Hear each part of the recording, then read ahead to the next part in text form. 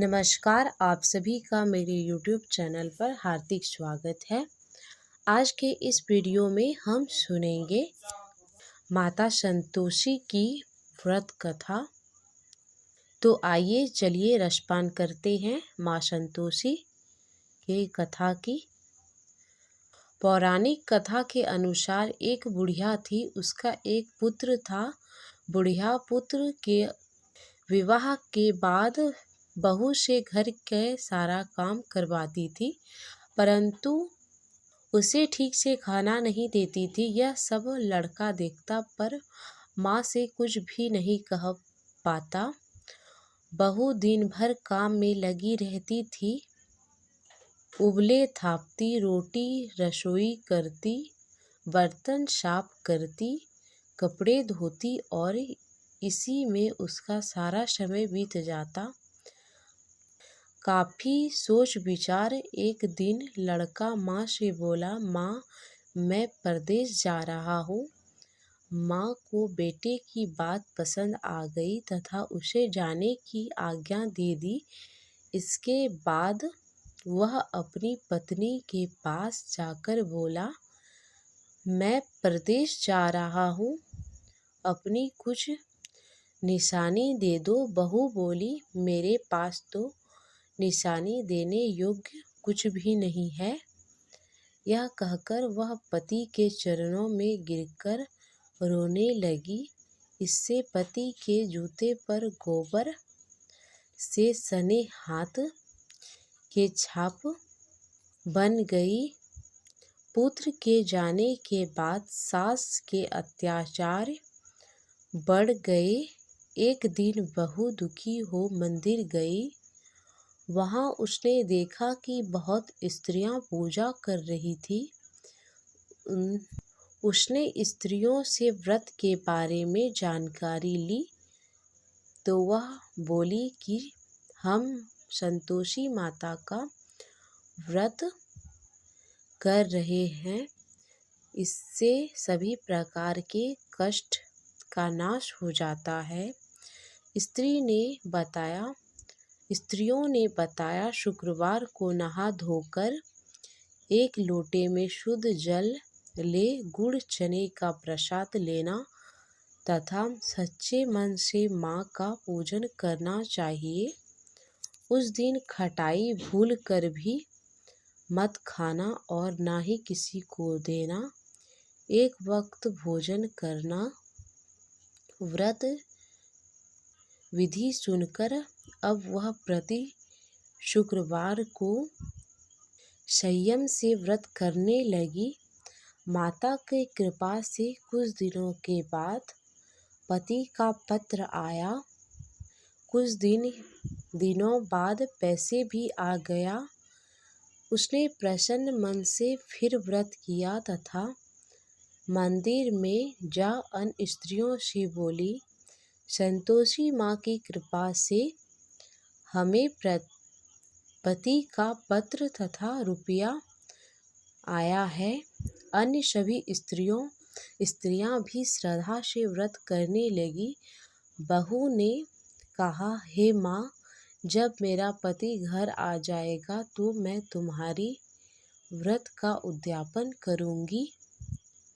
अब एक रात संतोषी माँ ने उसके पति को स्वप्न दिया और कहा कि तुम अपने घर क्यों नहीं जाते? तो वह कहने लगा, सेठ का सारा सामान अभी बिका नहीं, रुपया भी अभी नहीं आया है। उसने सेठ को स्वप्न की सारी बात कही तथा घर जाने की इजाज़त मांगी, पर सेठ ने इनकार कर दिया। माँ की कृपा से कई व्यापारी आए, सोने चांदी तथा अन्य सामान खरीद ले गए। कर्जदार भी रुपया लौटा गए। अब तो साहूकार ने उसे घर जाने की इजाज़त दे दी। घर आकर पुत्र ने अपनी माँ व पत्नी को बहुत सारा रुपया दिए। पत्नी ने कहा कि मुझे संतोषी माता के व्रत का उद्यापन करना है। उसने सभी को न्योता दे दिया उद्यापन के लिए। उद्यापन की सारी तैयारी की। पड़ोस की एक स्त्री उसे सुखी देख ईर्ष्या करने लगी थी। उसने अपने बच्चों को सिखा दिया कि तुम भोजन के समय खटाई जरूर मांगना। उद्यापन के समय खाते खाते बच्चे खटाई के लिए जिद करने लगे तो बहू ने पैसा देकर उन्हें बहलाया। बच्चे दुकान से उन पैसों की इमली खटाई खरीदकर खाने लगे तो बहू पर माता ने अब कोप किया। राजा के दूत उसके पति को पकड़कर ले जाने लगे तो किसी ने बताया कि उद्यापन में बच्चों ने पैसे की इमली खटाई खाई है। तो बहू ने पुनः उद्यापन के व्रत के उद्यापन का संकल्प किया। संकल्प के बाद वह मंदिर से निकली तो राह में पति आया दिखाई दिया। पति बोला, इतना धन जो कमाया है उसका कर राजा ने मांगा था। अगले शुक्रवार को उसने फिर विधि पूर्वक व्रत का उद्यापन किया। इससे संतोषी माँ प्रसन्न हो गई।